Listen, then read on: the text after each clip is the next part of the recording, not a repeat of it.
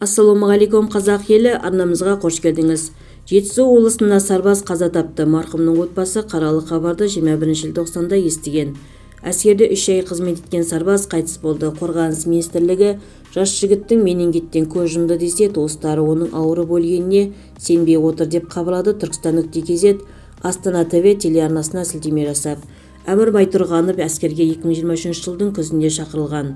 Марқұмның әкесі оның өз болашағын отанға қызмет етуге және қорғауға арнағанын, әскерге шын ықыласымен барғанын айтты. Сонымен қатар баласының спортпен шұғылданғанын, әрқашан шымыр болғанын еске салды.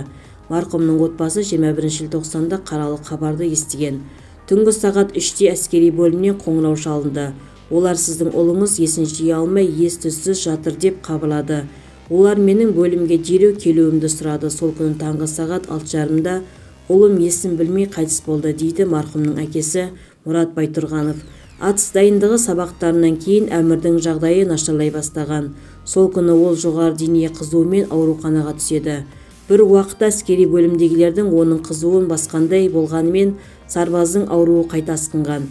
Кешке қарай науқастың жағдайы нашарлады. Дене қызуы экстремалды жағдайға дейін көтерілді. Осыдан кейін науқас орталық аудандық ауруханаға жеткізілді. Сот медициналық сараптаманың деректері бойынша өлімнің алдын ала себебі жедел инфекциялық ауру менингит деп анықтама берілді, деді Қазақстан Республикасы КК бас әскери медициналық басқарма басшысының орынбасары Берік Ильясов.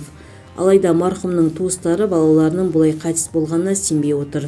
Жақындарының айтуынша ол ұзақ уақыт бойы бүйрегінің ауырып жүргеніне шағымданған. Алайда ол өз уақытында ем-домын ала алмаған. Бұған дейін ол бүйрегі ауырған медициналық бөлімдегілерге айтып бірнеше рет жүгінген. 28 қарашада ол ультрадыбыстық зерттеу жүргізу үшін бөлімнің медициналық қызмет басшысына жүгінеді. Тек 6 желтоқсанда олар қалаға барып ультрадыбыстық зерттеу жүргізіп, екі жақты пилонефрит қойды. Оны сол күні бірден әскери госпиталға жатқызғанымен 3 күннен кейін шығарып жібереді, деді марқұмның әкесі. Әкесі ұлымен жиі хабарласып тұрғанын айтады. Ұлының айтуынша қазармаға лауазымды тұлғалар тексеріспен келген. Басшылары қалай тексеріс бітеді, дереу емханаға жатқызылады деп айтқан. Алайда жағдай мүлде басқаша болған. Туыстар балаларының созылмалы пилонефриттен көз жұмды деп есептеп отыр.